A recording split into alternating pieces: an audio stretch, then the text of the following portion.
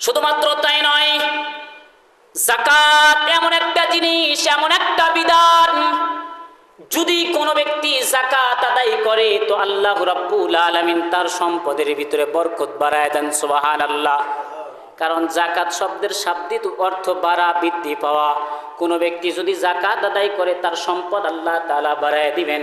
কোনো ব্যক্তি যদি যাকাত আদায় করে তার সম্পদের রক্ষণাবেক্ষণের জিম্মাদারি আল্লাহ তাআলা নিয়ে নেন। কোন ব্যক্তি যদি যাকাত আদায় করে তার সম্পদ পবিত্র হয়ে যায়, আর যদি যাকাত আদায় না করে সম্পদ পবিত্র হয় না, সম্পদ নাপাক থেকে যায়। লক্ষ লক্ষ টাকার সাথে আপনি গরিবের হক মেরে 1000 টাকা মিশ্রণ করেছেন, তো আপনার সম্পূর্ণ দুধ যেমন নাপাক হয়ে যায় তেমন সম্পূর্ণ টাকা নাপাক হয়ে যায়। ওই টাকা দিয়ে আপনি হজ করলে কি, মসজিদ নির্মাণ করলে কি, আপনি ওয়াজ মাহফিল করলেই কি, তাফসিরুল কোরআন মাহফিল করলেই কি, রোজাদারকে ইফতার করাইলেই কি, বিন্দু মাত্র কোনো ফায়দা হবে না, লাভ হবে না। অতএব আমাদের জন্য উচিত আল্লাহর রাস্তায় আল্লাহ তাআলা যেভাবে আমাদেরকে যাকাত আদায় করার কথা বলেছেন, আল্লাহর হাবিব বলেছেন যাকাত দিলে সম্পদ আল্লাহ তাআলা বরকত বাড়ায় দিবেন, সম্পদ রক্ষণাবেক্ষণের জিম্মাদারি আল্লাহ তাআলা নেবেন। চালাক তো ওই ব্যক্তি হবে যেই ব্যক্তি আল্লাহর বিধান আর রাসূলের বিধানকে মেনে নিয়ে সঠিকভাবে যাকাত আদায় করবেন।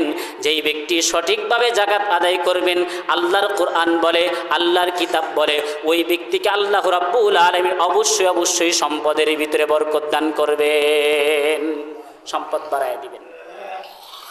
এই জন্য আমরা সকলে যাকাত আদায় করব। যাকাত আদায় করলে কি পরিমাণ ফজিলত, কি পরিমাণ ফায়দা, সম্পদে আল্লাহ তাআলা বরকত বাড়ায় দিবেন। কি পরিমাণ আল্লাহ রাব্বুল আলামিন আল্লাহর রাস্তায় দান করলে আল্লাহ তাআলা সম্পদে বরকত বাড়ায় দেন। এই কথা আল্লাহ রাব্বুল আলামিন কুরআনুল কারীমের ভিতরে বলেন, মাসালুল্লাযীনা ইউনফিকুনা আমওয়ালাহুম ফি সাবিলিল্লাহ, মাসালুল্লাযীনা ইউনফিকুনা আমওয়ালাহুম ফি সাবিলিল্লাহ, যেই সমস্ত লোক আল্লাহ রাব্বুল আলামিনের রাস্তায় তাদের মালগুলো খরচ করে, আল্লাহর রাস্তায় তাদের সম্পদ খরচ করে, মাল ব্যয় করে, আল্লাহ রাব্বুল আলামিন কুরআনুল কারীমের ভিতরে বলেন, কামাসালি হাব্বাতিন আমবাতাত সাবআ সানাবিলা ফি কুল্লি সুমবুলাতিন মিআতু হাব্বা, ওই দান, ও একটা শস্য দানার মতো, যে একটা শস্য দানা থেকে 7টা শীষ জন্মায়, আর প্রত্যেকটা শীষে আল্লাহ রাব্বুল আলামিন 100 করে দানা দেন।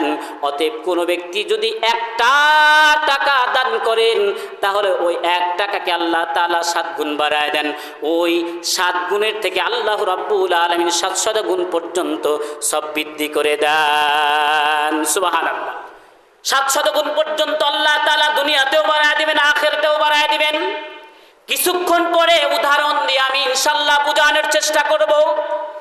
আল্লাহু ইযাইফু লিমান ইয়াশা, আল্লাহ রাব্বুল আলামিন যাকে চান এর চেয়ে আরো বেশি বাড়াইয়া দেন। তাকওয়ার উপর নির্ভর করিয়া, মনের অবস্থার উপর নির্ভর করিয়া আল্লাহ রাব্বুল আলামিন যাকে ইচ্ছা তাকে আরো 700 গুণ পর্যন্ত বাড়ায় দিবেন। তাহলে বলুন তো দেখি, দান করা ক্ষতি না লাভ? দান করা ক্ষতি না লাভ? দান করা লাভ। কেমন লাভ?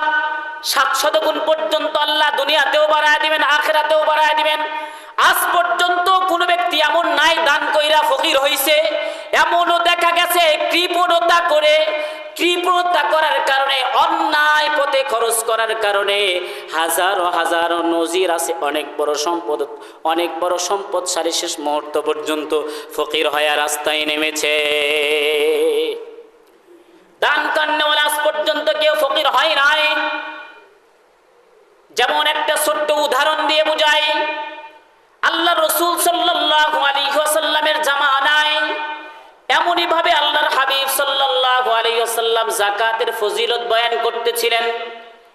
তখন মদিনার ভিতরে এক ইহুদি মহিলা আল্লাহর হাবিব সাল্লাল্লাহু আলাইহি ওয়াসাল্লামের যাকাতের বয়ান শুনছেন, যে যাকাত দিলে সম্পদের ভিতরে বরকত দেয়, সম্পদ হেফাজত করে, আল্লাহ সম্পদ পবিত্র হয়।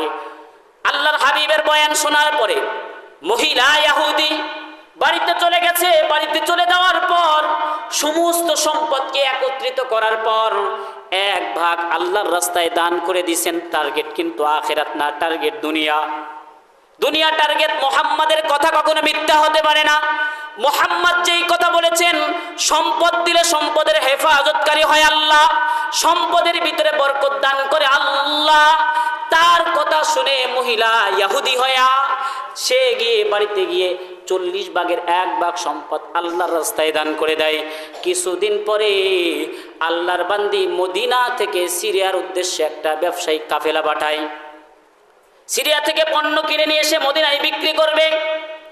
কাফেলা পাঠাইছে আর অন্য কাফেলার সাথে।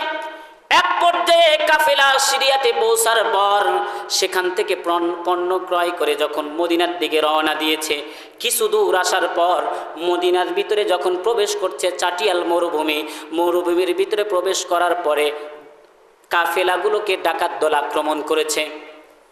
ডাকাত দল আক্রমণ করার পরে সকল কাফেলার মালগুলো ছিনতাই করে নিয়ে গেছে।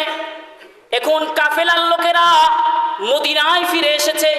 মদিনায় যখন খালি হাতে ফিরে এসেছে, মদিনার ভিতরে ছড়িয়ে পড়েছে। মদিনার চাটিয়াল মরুভূমির ভিতরে ডাকাত দলেরা আক্রমণ করেছিল, এই জন্য ব্যবসায়ীরা ব্যবসায়িক পণ্য আনতে পারে নাই। এদিকে মহিলা চিন্তা ভাবনা করে, আমি তো কিছুদিন পূর্বে 40 ভাগের 1 ভাগ যাকাত দিলাম। মুহাম্মদ বলল, যাকাত দিলে আল্লাহ তাআলা সম্পদের হেফাজত করেন, সম্পদ বাড়ায় দেন। তাহলে ডাকাত বলল, এইবার মুহাম্মদকে শায়েস্তা করার পালা, মুহাম্মদের কথা মিথ্যা হয়ে যাবে।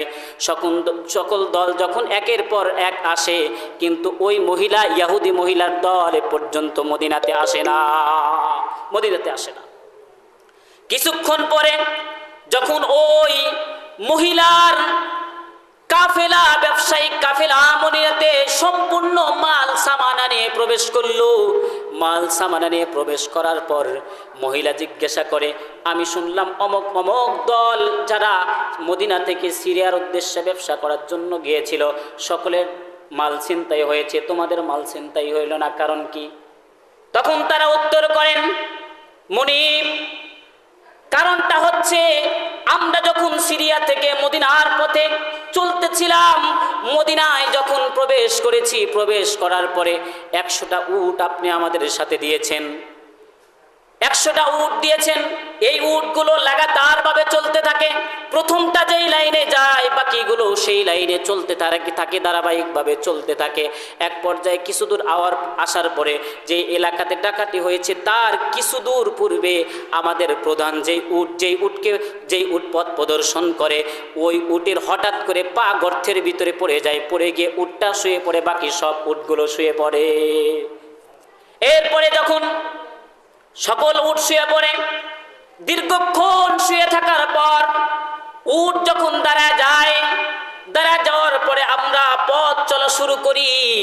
পথ চলতে চলতে মদিনা পর্যন্ত আমরা আপনার কাছ পর্যন্ত এসেছি, আমরা কোথাও কোনো ডাকাত দল দেখি নাই।